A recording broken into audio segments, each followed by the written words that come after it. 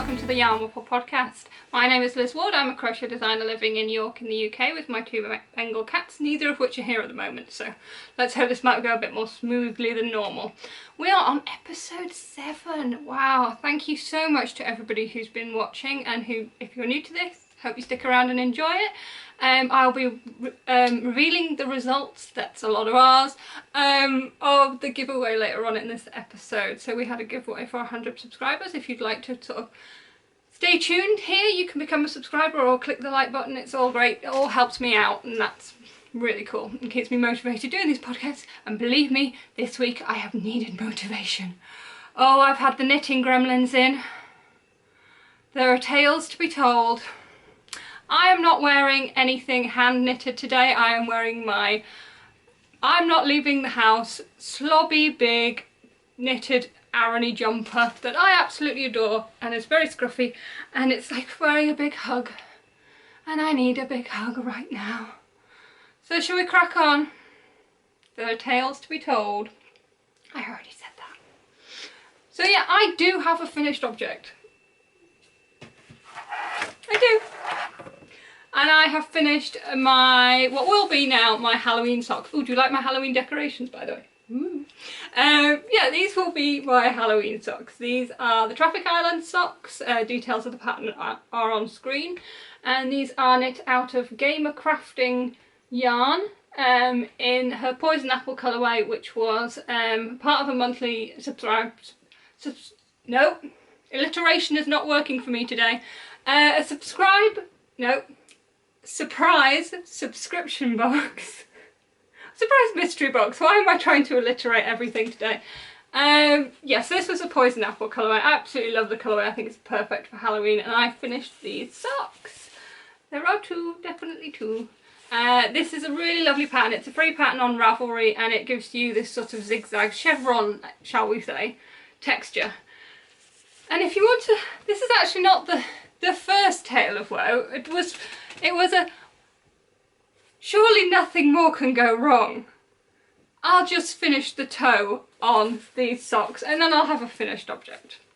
So this was the first one I knit. It's got a heel flap and gusset, pretty much sort of standard, and I put in my rounded toe, which is what I like to do. But I did kitchen at the end because I've learned to kitchen now. Aren't I a good girl?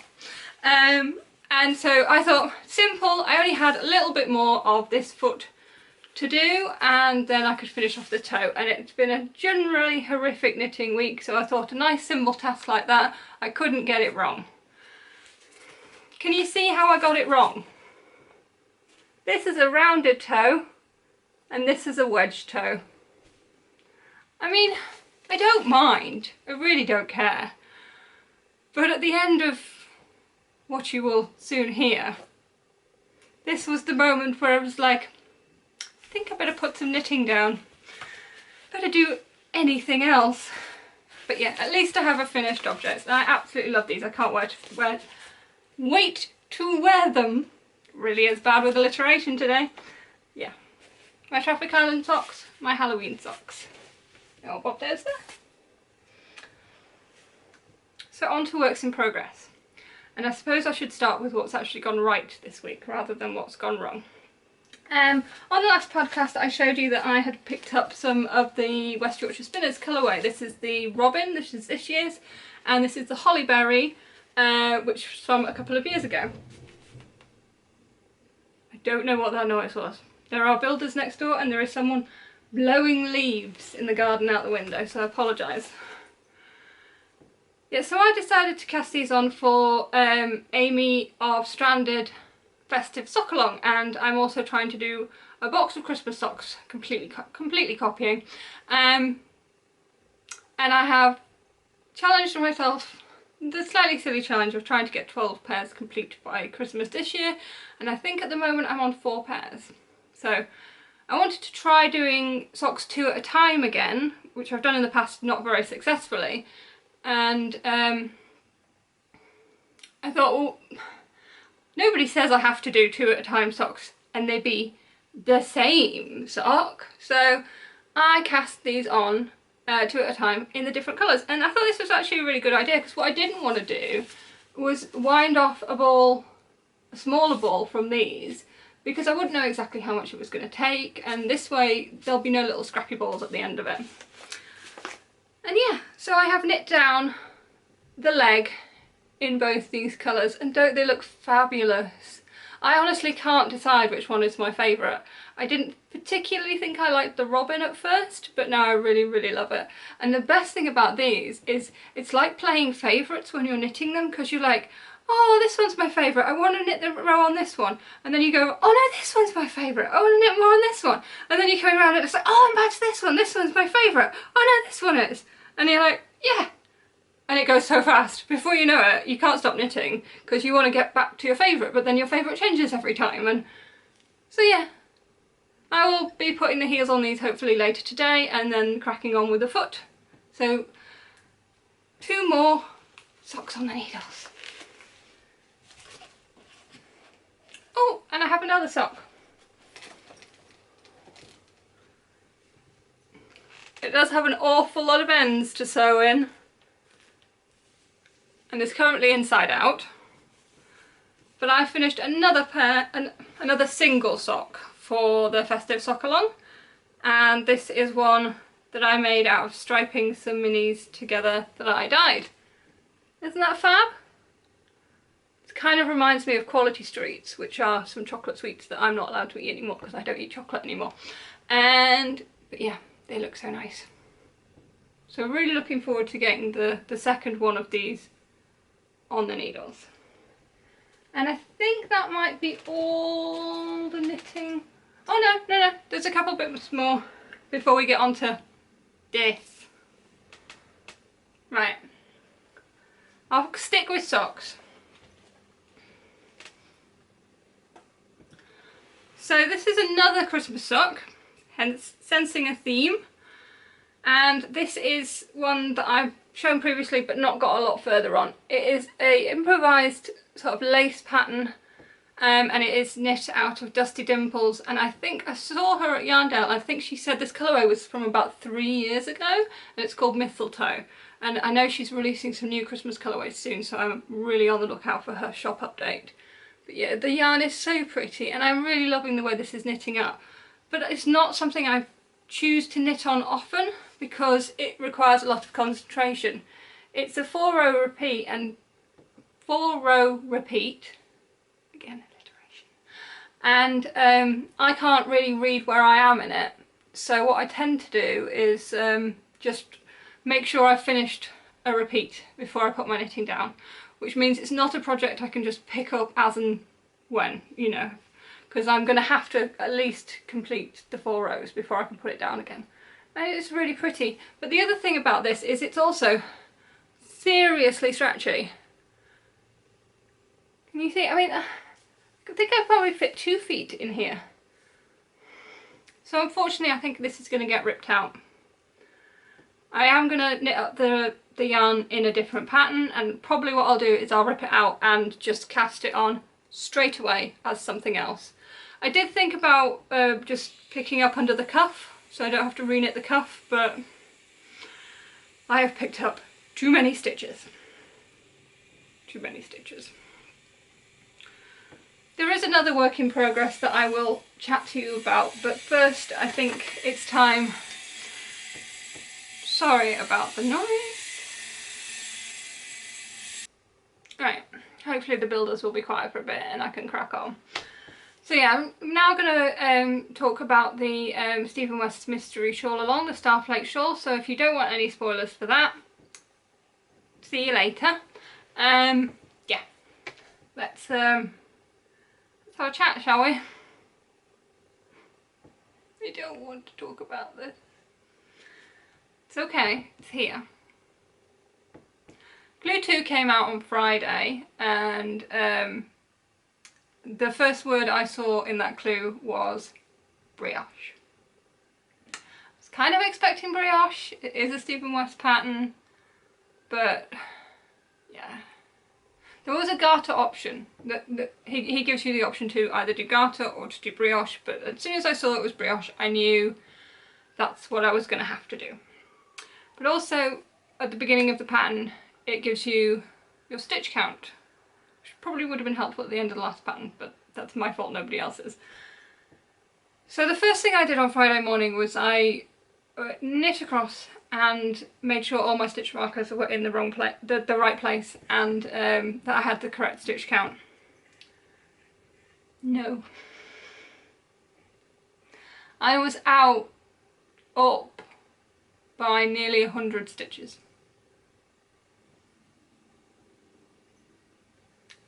What I had done was, I'm not going to give away any of the pattern, it's a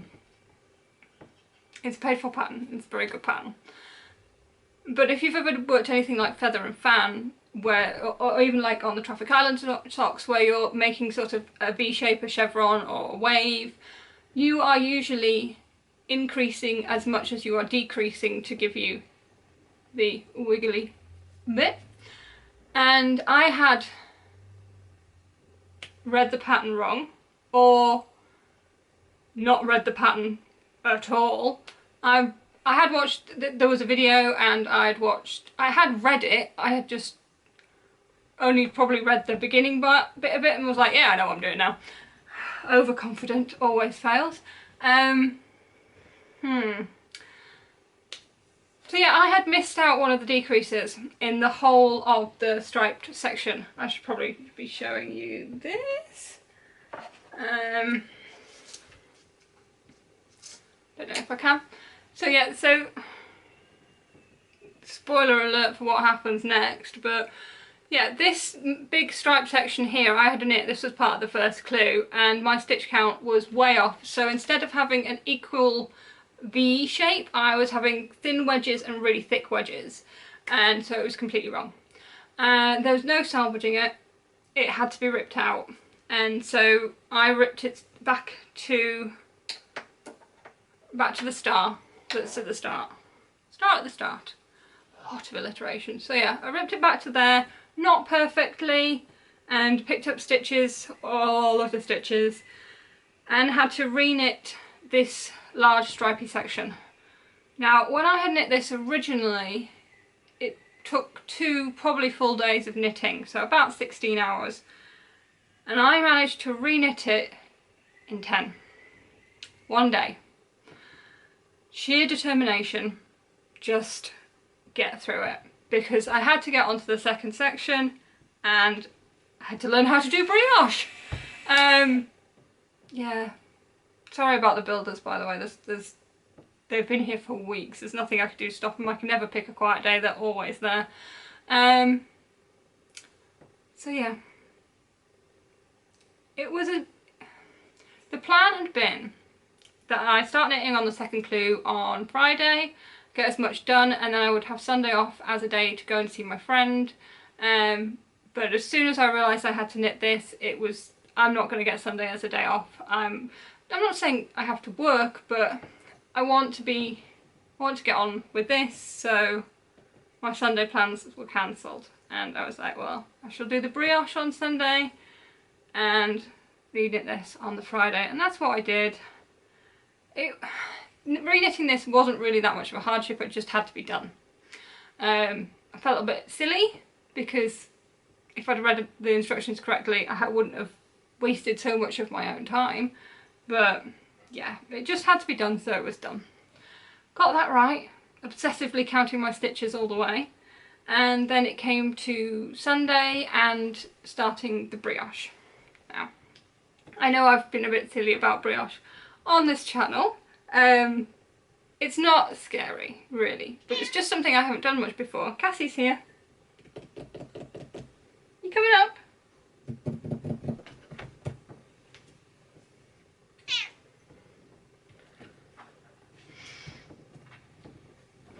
It's just something I haven't done a lot of. I had done some knitting of brioche in one colour flat, so just getting the ridges, and I had done some in one colour where you're doing, not necessarily cables, but you're moving the brioche around. It was really pretty. But it was a long time ago, probably over a year ago, and I haven't really done any projects with it in since. So in a way, I was kind of glad that it was in this pattern, because it means that I could revisit, you know, the brioche and doing the things. Thank you, Cassie. Who loves you? Are you faffing with my llama?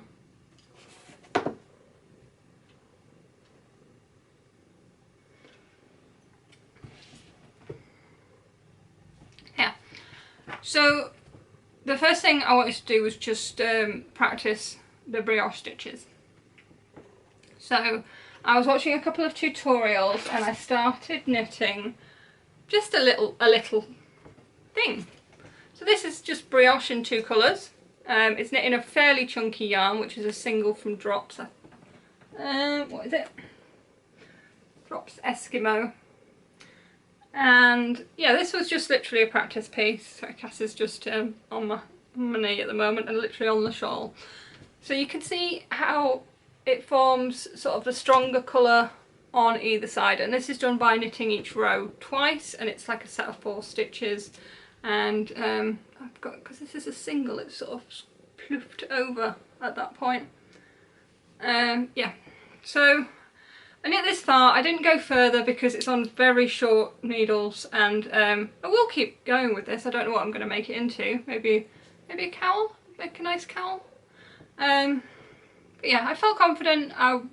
It was 2 colour brioche, I was doing it, I was remembering how to do the stitches and things like that, and felt confident. I did need to concentrate. I think that's one of the main things with brioche, is that you really do need to concentrate, because it's easy for your brain to slip back into what you're used to doing when knitting. So I tend to have a problem where I will, if I've been knitting a lot of rib, and like if I'm doing socks, I'm knitting a lot of rib and then I'll go into stockinette, and if I let my mind wander too much, I just suddenly will do a rib row in the middle of stockinette for no reason other than that my brain thought I was still on that, and that's what it did. And it's the same with this. You can't really let your mind wander. Sorry, I'm just rescuing my starflake shawl from Cassie, and I will just put a cushion down so she can sit on my knee without damaging anything. Yeah, so you do really have to concentrate. So felt confident. I was going to start on the shawl. I had no music on, no telly, no distractions. I'd Cal, my other cat, had been faffing around, but I'd settled her down to sleep. She's got like a hammock that weird noise again. She's got a hammock that goes on the radiator and she absolutely loves it. Sorry, while I faff around. So Cass was asleep. All was calm. I started the brioche. It's got pretty much 2 setup rows. So we've got a knit row and then a purl row. They're both worked over the same row. It's a lot of stitches on this shawl. You've got 300 plus. It took a while. I had done the knit row. I was feeling confident. I was into the final third of the purl row, and I was feeling it was happening. I was doing it, you know. I was, yes, I got it. I got this. I can do this. And I looked over at Cal, because she'd been so good and not bothered me this whole time, and it was quiet, and normally when it's quiet they like to make noise, but she was asleep. So I looked over at her and I smiled, and she woke up.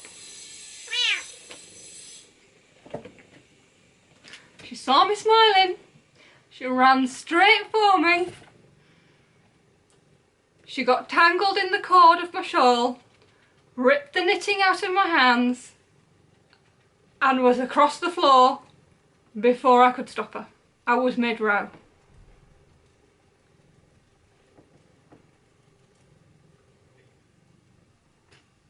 But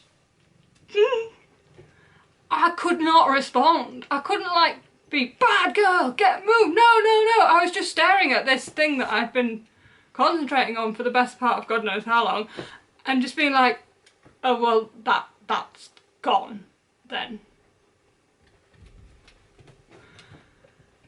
So what I did eventually was I picked it up and I brought it up here to the studio where it's the brightest light because it's black and, you know, white with neon pops. It's really difficult to see the stitches. And I put it out on, I cleared everything off this side and I put it down and I looked at the damage. And if I can, I'll put a photo in. I did actually film some of me trying to mend it, but I don't think I'll put that in because it's by the by now. It doesn't matter now. Yeah. So I thought I'd try and be clever. It was only the 2 brioche rows that had ripped out, and it was only between so a load of stitches were still on the shawl here and a load of stitches were still on the shawl here, and it was a bit in between where I'd lost the 2 brioche rows. That was all. The yarn was there, could pretty much work out what was going on, and I thought first thing I'm going to attempt to do is just try and knit these 2 brioche rows back in because it's knitting the same row twice. I've got the yarn, you never know. And I did it! I did it! I did it! I picked up all the stitches in between and had them on, and they were all, I mean, I wasn't 100% sure what my stitch count was or if I was having all the increases in the right places, but I thought I can sort that out at some other point. And I got all these stitches back on the needle and it took ages. Oh, it took so long. And then I knit 2 more rows and it wasn't working. It was a mess and a half. I didn't know where I was increasing or decreasing. It was just all wrong. And I thought, well, if I go wrong again and have to start this again, I don't think I can. I think this shawl is just going to end up being, I can't carry on it. It's just, now it's taken too much of my time.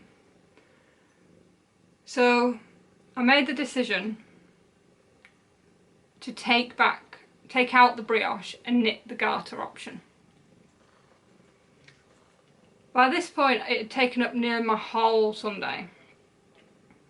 So what I did was, yet again, I brought it back upstairs to the studio in the brightest light. And I started to pick up the stitches underneath the star. And this row at the bottom that I was picking up again is black stitches, and it wasn't a bright day. It was fairly yucky and oh dear. So I picked up about 1/3 of the stitches and I just had a bit of a strop with the whole thing. I'd had enough. I'd wanted to spend that day, you know, going out for a nice meal with my friend. I couldn't have done that because I wanted to get it done. I'd messed it all up and my cats were mad at me because I'd shouted at them. It was just all a bit much. So I came to the decision, first I need to get out of the house, so I went to the shop to buy cake and wine, good plan, and 2, no working on the shawl.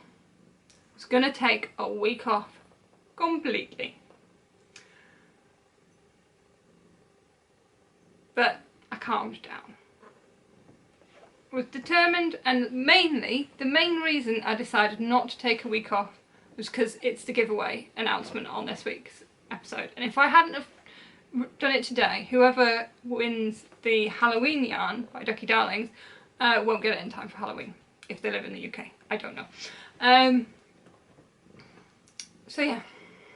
So about 7 o'clock at night, when it was far too dark to be picking up stitches that are black, even in this light room, that's what I decided to do. And I picked them up and I got my stitch count right, and I started knitting a couple of rows of garters, so I was back on track and doing something, and that was a shawl. It had been a nightmare, but it was back on track, and yeah. I am currently about halfway through all the garter rows. I'll give it a proper show now. It's going to be a bit tricky with Cassie. It is not perfect. It has been through the mill and mangled. There are yarn overs where I don't want them to be. There are holes from picking up stitches here, but it's all fixable. I am not letting this shawl stress me out anymore until Clue 3 comes out on Friday. What am I doing? So yeah, that was my Sunday. On Monday I decided not to faff with some shawl. I had done a few garter rows. It was fine. The garter option is very easy. It's fine. But I was feeling like a very bruised, very demoralised knitter. I'd done some crochet work, wasn't feeling very excited about it. I needed a knitting project to make me feel like a happier knitter. And about a year ago, I promised a friend a pair of the Underwing mitts, or moth mitts as I like to call them, which is a very popular pattern on Ravelry. They are colourwork fingerless mittens, very sort of gothic in style, and they have moths and the moon phases on. And I knit them for myself. I thoroughly enjoyed knitting them, and they are one of the finished objects I am most proud of. I do still wear mine all the time. And on Monday I managed to get a mitt made. Isn't it beautiful? It's a bit bunched up. I'm going to put it on the wrong hand just because it makes it easier to show you. Yeah. So you've got the moon phases around the bottom, which goes all the way around. This is the will be the back of the hand, but for purposes of filming. And then the front. These are the colours that were requested. They're a bit low contrast for my taste, but then I did knit mine in green, so I like my greens. Yeah, so no problem with these, you'd think. There were problems. Yeah, so I got to about where I took the stitches off for the thumb. And I realised I wasn't going to have enough of this main colour to do the second one. So any sensible person at this point would have been like, well, finish it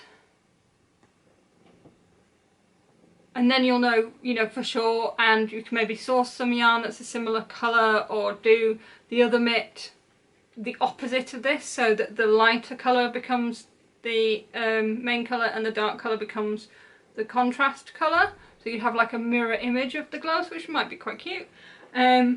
Or, you know, look in my stash. I'm sure I must have dyed up similar greys in the past. I do tend to do a lot of sort of semi-solids, and I did have a few greys and that was good, but they weren't quite dark enough. So bonkers brain here decides, yet again at 7 o'clock at night, I think I need to step away from any decision making at 7 o'clock at night. I hadn't had a glass of wine yet though, just saying. I decided to dye yarn to match. I haven't brought up the results of that. Hello. Yeah, not a sensible decision. Not light enough in the kitchen to see what I'm dyeing, and I'm using greys and blacks. I managed to get out the dyes, which are pretty much in storage. Lots of faffing around. Anyway, I'd run out of black dye, but the pot was still in there, so that was useless. I found some dye solution which said black on the bottle, and put 3 greys into the dye solution. Just, you know, hoping that they were all slightly different greys. I thought if I dyed them with some black solution that one of them might be dark enough to be a good match. One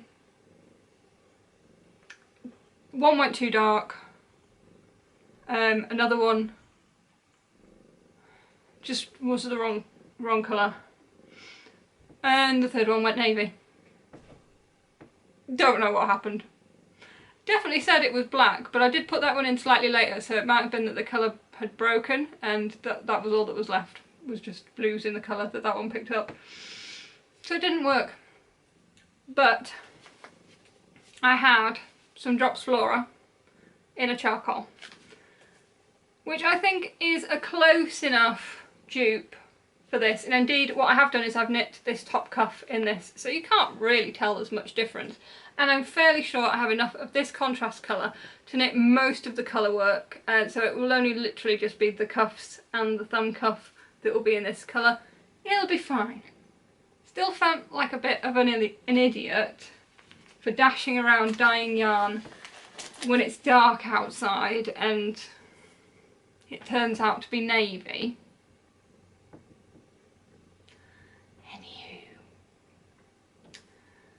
So that is about it for my week of knitting. There has been no crochet other than my crochet work, which I can't show.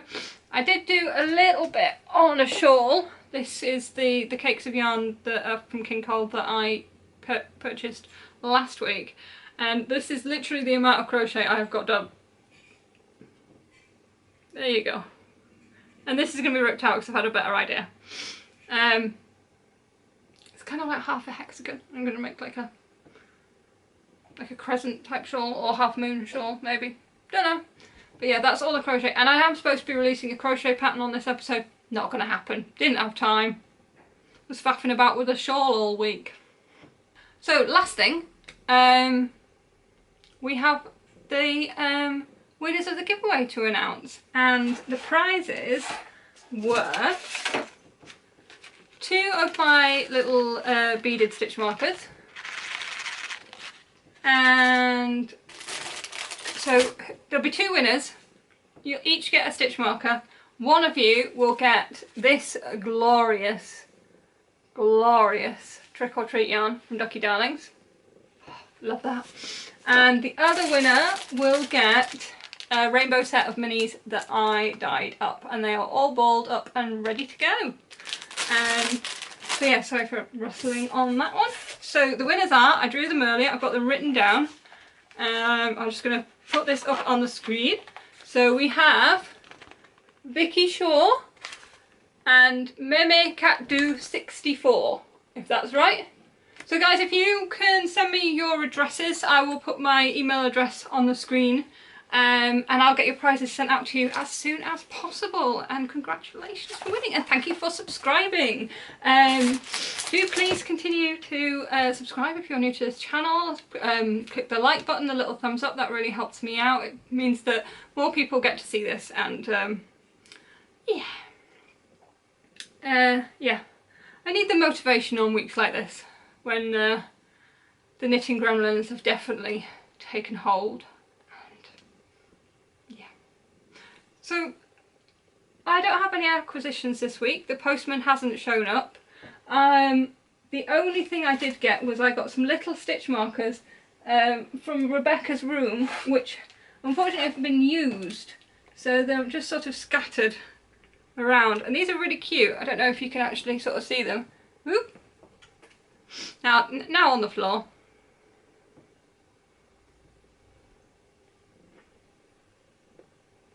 Yeah, so they're little like rubber silicone rings, and they make really good just stitch markers because there's no join or jog in them, and they're just really easy to pass. So I really like these stitch markers, and I treated myself to some more. You get, I can't remember how many you get in a pack. It's Rebecca's room on Etsy, it'll be on the thing. She does them in different sizes. She does all sorts of other stitch markers. And the last thing I have to show, if I can just move the kitty cat for one moment. Can you go play in the pumpkin patch? Oh dear. Oh. So the last thing I have to show is on Saturday I couldn't really do any knitting because I'd messed up my hands from knitting 16 hours worth of knitting in 10 hours on the Friday. So I got a little bit done on my socks, but not a lot. And what I decided to do, because I have to have something to do with my hands, is I decided to do a little cross stitch. And this was a kit that we had at work, and it's a little llama, or my drama llama, as I feel it should be quite fitting for this week. So yeah, little llama. And he's gonna go on the wall with my other decorations. So yeah, sorry for whinging. It has been a bit of a week. But that is it for this episode. Hopefully next week, better times. More finished objects. More kitty cats. Come on up. Come on up. Say bye-bye. Hey? Yes. Boop, boop, boop. Sorry. That didn't work. Cassie, say bye-bye. Cassie. Whoa, angry bye-bye. Thank you for watching.